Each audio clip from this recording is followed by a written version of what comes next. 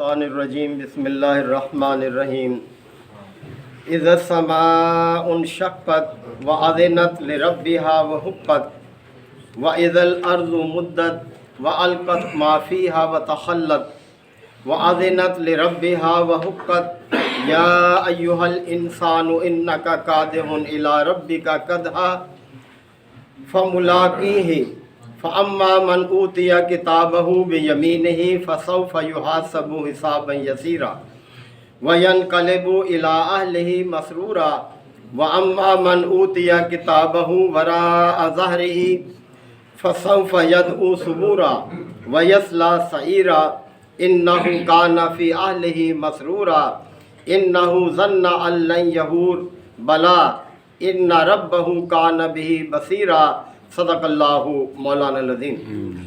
حضرات، سورہ انشقاق کی یہ ابتدائی آیات ہیں۔ سورہ انشقاق مکی سورہ مبارکہ ہے اور اس کا موضوع بھی آخرت اور قیامت کا اس بات ہے۔ اہل مکہ کو بار بار اس طرف متوجہ کیا جا رہا تھا کہ دیکھو، زندگی صرف یہیں تک محدود نہیں ہے، بلکہ حقیقی زندگی تو وہ ہے جو آخرت کی ہے، جو کبھی نہ ختم ہونے والی ہے، اور یہ دو ہی قسم کی ہوگی، یا تو مصائب، مشکلات اور سزاؤں کی زندگی ہوگی، یا پھر دوسری طرف آرام، آسائش کی زندگی ہوگی۔ لہذا تم سوچ لو کہ کس زندگی کو تم پسند کرتے ہو۔ آرام اور آسائش کی زندگی صرف انہی لوگوں کے لیے ہوگی جو دنیا میں صاحب ایمان ہوں گے اور ایمان کے تقاضوں کے مطابق اپنی زندگی بسر کریں گے۔ تو فرمایا جا رہا ہے کہ اذا السماء انشقت، جب آسمان پھٹ جائے گا۔ توجہ دلائی ہے کہ یہ آسمان جو تمہارے سروں کے اوپر ہے، تمہیں یہ گمان بھی نہیں ہے کہ یہ گر جائے گا، یعنی اللہ تعالیٰ نے اس کو ایسا مضبوط بنایا ہے کہ بغیر عمدن ترونہا، کہ بغیر ستونوں کے ہے جو تمہیں دکھائی دیں، یعنی کس طرح سے اتنی بڑی چھت اس نے قائم کی ہوئی ہے۔ لیکن وَأَذِنَتْ لِرَبِّهَا وَحُقَّتْ، یہ اپنے رب کے حکم کی تعمیل کرے گا، وَحُقَّتْ، اور یہی اس کے لیے حق ہے۔ یعنی مخلوق کی کیا مجال کہ وہ اپنے خالق کے حکم کی نافرمانی کر جائے۔ حق یہی ہے مخلوق کے لیے کہ وہ اپنے خالق کی اطاعت کرے، اس کی بندگی کرے۔ تو یہ اتنا بڑا آسمان جب اس کا رب اس کو حکم دے گا اس کو پھٹ جانے کا، تو اس کی مجال نہیں کہ یہ تعمیل نہ کرے۔ تو فرمایا کہ وَإِذَا السَّمَاءُ انشقت، جب یہ آسمان پھٹ جائے گا، وَأَذِنَتْ لِرَبِّهَا، تو یہ اپنے رب کے حکم کی تعمیل کرے گا، وَحُقَّتْ، اور یہی رویہ اس کے لیے حق ہے کہ وہ اپنے رب کے حکم کی تعمیل کرے۔ وَإِذَا الْأَرْضُ مُدَّتْ، اور جب زمین پھیلا دی جائے گی۔ زمین کے پھیلانے سے مراد یہ ہے کہ اس روز زمین پر کوئی اونچ نیچ باقی نہیں رہے گی، اس میں کوئی سلوٹ باقی نہیں رہے گی۔ یہ پہاڑ، یہ سمندر، یہ وادیاں، یہ جھیلیں، یہ درخت سب ختم ہو جائیں گے اور چٹیل میدان کی طرح سے یہ زمین ہو جائے گی۔ تو فرمایا کہ جب زمین پھیلا دی جائے گی، وَأَلْقَتْ مَا فِيهَا، اور جو کچھ اس میں ہے یہ اسے نکال پھینکے گی۔ یعنی اس میں جو بھی انسان دفن ہوئے، اپنے اعمال سمیت ان کی شہادتوں کے ساتھ یہ ظاہر کر دے گی، سب کچھ باہر پھینک دے گی۔ وَتَخَلَّتْ، اور خالی ہو جائے گی، یعنی اپنے اس بوجھ سے یہ خالی ہو جائے گی کہ انسانوں کو باہر نکال پھینکے گی۔ وَأَذِنَتْ لِرَبِّهَا، اس لیے کہ اس کے رب کا حکم ہوگا، یہ اپنے رب کے حکم کی تعمیل کرے گی۔ یہ وَحُقَّتْ، اور یہی رویہ اس کے لیے حق ہے کہ وہ اپنے رب کی حکم کی تعمیل کرے۔ توجہ دلائی جا رہی ہے کہ دیکھو، اتنے بڑے بڑے اجسام اپنے رب کے حکم کی خلاف ورزی نہیں کر سکتے۔ تو اے انسان، تجھے کیا ہو گیا؟ تجھے عقل اور شعور دیا گیا ہے، تو اسے کیوں نہیں استعمال کرتا اور اپنے رب کے احکامات کو کیوں نہیں قبول کرتا؟ اس نے جو حقیقتیں بیان کی ہیں کیوں ان کو جھٹلاتا ہے؟ یہ حقیقت اللہ نے ہی بیان کی ہے نا کہ دوبارہ زندہ کروں گا اور ہمیشہ کے لیے زندہ کروں گا، حساب کتاب ہوگا، میرے سامنے حاضر ہونا ہوگا، ہر ایک کو جواب دہ ہونا ہوگا، تو کیوں نہیں انسان اس کو قبول کرتا؟ یا ایھا الانسان، اب دیکھیں کس طرح توجہ دلائی کہ اے انسان، یعنی تمام انسان اس میں شامل ہیں۔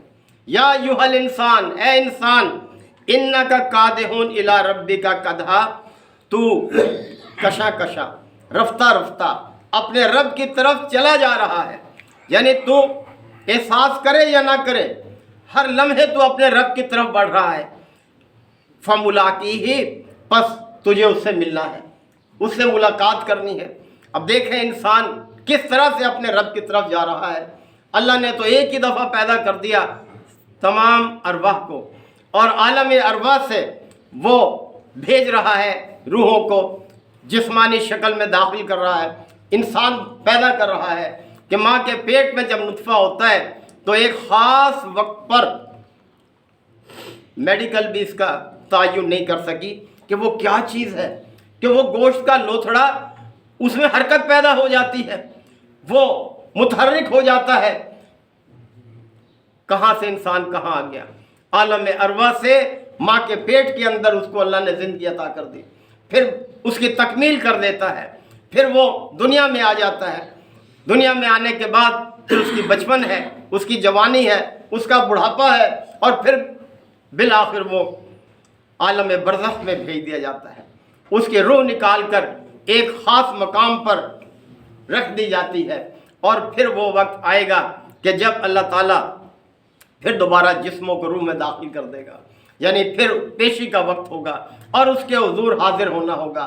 تو اس لیے فرمایا کہ یا ایھا الانسان، اے انسان، انک کادحون الی ربک کدحا، تو رفتہ رفتہ اپنے رب کی طرف چلا جا رہا ہے۔ فملاقیہ، اور بالآخر تجھے اس سے ملاقات کرنی ہے، اس کے سامنے حاضر ہونا ہے۔ تجھے اس کے سامنے حاضری کا کوئی خوف ہی نہیں ہے؟ کتنا تو نڈر ہے، کتنا تو بے باک ہے، کہاں ہے تیری یہ عقل و شعور؟ اور کس نے یہ خبر دی ہے اس بات کی؟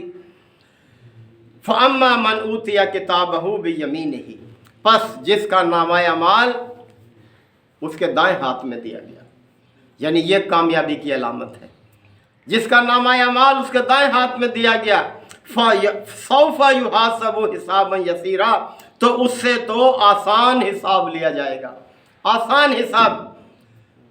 نبی کریم صلی اللہ علیہ وسلم ایک دفعہ نماز میں یہ دعا کر رہے تھے کہ اللہم حاسبنی حسابا یسیرا، ہمیں بھی یہ دعا یاد رکھنی چاہیے، مانگتے رہنا چاہیے۔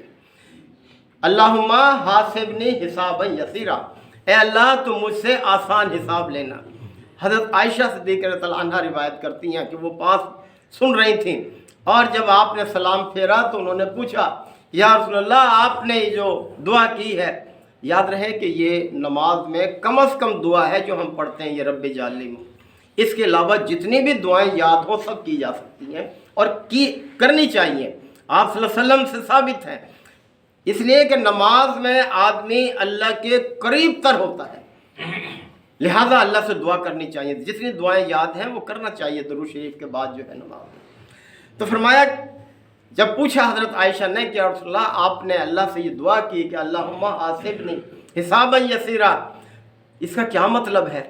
تو آپ علیہ الصلوۃ والسلام نے جواب دیا کہ عائشہ، آسان حساب کا مطلب یہ ہے کہ اللہ تعالیٰ نامہ اعمال کو دیکھے اور جو ہماری کوتاہیاں ہیں، ہماری کمزوریاں ہیں، ان سے درگزر کرتا چلا جائے اور بس ہماری نیکیوں پر ہی نظر رکھے، یہ آسان حساب ہے۔ جس سے اللہ نے حساب لیا وہ تو مارا گیا۔ کون ہے جو اپنے اس ظلم میں مبتلا ہے کہ میرا حساب، میں تو کامیاب ہو جاؤں گا، میری تو بہت نیکیاں ہیں؟ اللہ تعالیٰ کسی ایک نافرمانی میں بھی پکڑ لے تو اس کا جواب انسان نہیں دے سکتا، تو اس لیے یہ دعا کرتے رہنا چاہیے۔ تو فرمایا فَسَوْفَ يُحَاسَبُ حِسَابًا يَسِيرًا، جس کا نامہ اعمال دائیں ہاتھ میں دیا گیا اس سے تو آسان حساب لیا جائے گا۔ وَيَنْقَلِبُ إِلَىٰ أَهْلِهِ مَسْرُورًا، اور وہ اپنے لوگوں کی طرف بہت خوشی خوشی پلٹے گا، خوشی خوشی پلٹے گا۔ کتنا کامیاب خوشی پلٹتا ہے، دیکھیں ہم بچوں کا جس دن رزلٹ ہوتا ہے لینے جاتے ہیں اسکول میں، تو وہ اپنا پروگریس رپورٹ لے کے اور اسکول والے کو تحفے تحائف کچھ دیتے ہیں، کیسے دوڑتا ہوا آتا ہے اندر سے باہر اپنے والدین کو دکھاتا ہے، تو وہ حساب جو کہ ہمیشہ کی زندگی کا، کتنا خوش ہوگا وہ جس کا نامہ اعمال اس کے دائیں ہاتھ میں دیا جائے گا۔ تو فرمایا کہ وہ وَيَنْقَلِبُ إِلَىٰ أَهْلِهِ مَسْرُورًا، وہ اپنے لوگوں کی طرف خوشی خوشی پلٹے گا۔ وَأَمَّا مَنْ أُوتِيَ كِتَابَهُ وَرَاءَ ظَهْرِهِ، اور جس کا نامہ اعمال اس کے پیٹھ پیچھے دیا جائے گا۔ پیٹھ پیچھے سے مراد یہ ہے، ایک اور جگہ فرمایا تھا کہ بائیں ہاتھ میں دیا جائے گا۔ وہ اپنے بائیں ہاتھ کو پیچھے چھپائے گا کہ کہیں لوگ دیکھیں نہ کہ میرا نامہ اعمال بائیں ہاتھ میں دیا جا رہا ہے، لیکن پھر بھی وہ بچ نہیں سکے گا، اس کو پیٹھ پیچھے ہی بائیں ہاتھ میں پکڑا دیا جائے گا۔ فرمایا فَسَوْفَ يَدْعُو ثُبُورًا، وہ تو موت کو پکارے گا کہ کاش موت آ جائے، ختم ہو جائے یہ معاملہ۔ لیکن موت تو پھر نہیں ہے، موت کو بھی موت ہے۔ آخرت کے بارے میں فرمایا جاتا ہے کہ اللہ تعالیٰ موت کو ایک دمبے کی شکل میں لائے گا اور اسے ذبح کر دے گا، یعنی موت کا ہمیشہ کے لیے جو ہے وہ خاتمہ ہو جائے گا۔ تو وہ شخص جس کو نامہ اعمال اس طرح سے دیا جائے گا، اس کے پیٹھ پیچھے وہ موت کو پکارے گا، وہ یصلیٰ سعیرا، اور پھر آگ میں گر جائے گا، آگ میں پھینک دیا جائے گا، یعنی یہی اس کا ٹھکانہ ہوگا یہ جہنم۔ اِنَّهُ كَانَ فِي أَهْلِهِ مَسْرُورًا، وہ تو اپنے لوگوں میں بڑا خوش رہتا تھا، مانتا ہی نہیں تھا اس بات کو کہ حساب کتاب ہوگا، پیشی ہوگی، جزا سزا ہوگی، وہ تو کہتا تھا کہ بس یہ دنیا ہی ہے سب کچھ۔ اِنَّهُ ظَنَّ أَن لَّن يَحُورَ، وہ تو یہی گمان کرتا تھا کہ کبھی پیشی ہونی نہیں ہے، کبھی حاضر نہیں ہونا اللہ کے سامنے، جواب دہی ہونی نہیں ہے، یعنی وہ تو یہی سمجھتا تھا۔ بلا، اللہ نے فرمایا کیوں نہیں، یہ تو ایک طے شدہ بات ہے۔ اللہ نے ہر پیغمبر کے ذریعے سے لوگوں کو یہ خبر دی ہے کہ دیکھو دوبارہ پیدا ہوگے، اللہ کے سامنے پیش ہونا ہے، اعمال کی جواب دہی ہوگی، کیوں نہیں ایسا ہوگا؟ ان ربہ کان بہ بصیرا، اس کا رب اس کو دیکھ رہا تھا۔ اللہ کی نظر ہے ہر شخص پر، اس کے اعمال پر، اور دیکھنے میں یہ مطلب شامل ہے۔ دیکھیں چھوٹا بچہ جب کوئی اشارت کر رہا ہو تو اس کی ماں اس کو بار بار یہ کہتی ہے کہ دیکھ میں تجھے دیکھ رہی ہوں۔ دیکھنے میں یہی نہیں ہے کہ اس کی نگاہ ہے اس پر، مطلب یہ ہے کہ اگر باز نہ آئے اپنی حرکت سے تو وہ سزا دے گی اس کو، تو یہ مطلب ہے۔ تو اس کا رب تو اس کو دیکھ رہا تھا۔ تو انسان اس بات کو جتنا اپنے ذہن میں حاضر رکھے گا کہ مجھے کسی بھی لمحے اس دنیا سے رخصت ہونا ہے، تو وہ محتاط زندگی بسر کرے گا، وہ اللہ کی اطاعت اور بندگی میں رہے گا۔ اللہ تعالی ہم سب کو آیات کو سمجھنے کے عمل کی توفیق عطا فرمائے۔ وآخر دعوانا الحمدللہ وکفی وسلام علی عبادہ الذین اصطفی۔ ربنا آتنا فی الدنیا حسنہ وفی الآخرۃ حسنہ وقنا عذاب النار وادخلنا الجنۃ مع الابرار یا عزیز یا غفار یا رب العالمین۔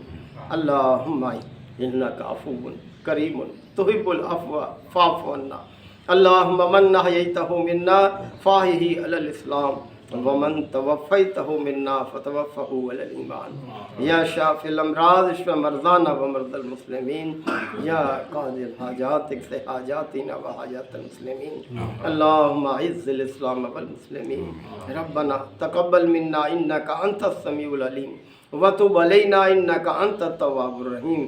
صلی اللہ تعالی علی خیر خلقہ محمد وآلہ وصحبہ اجمعین۔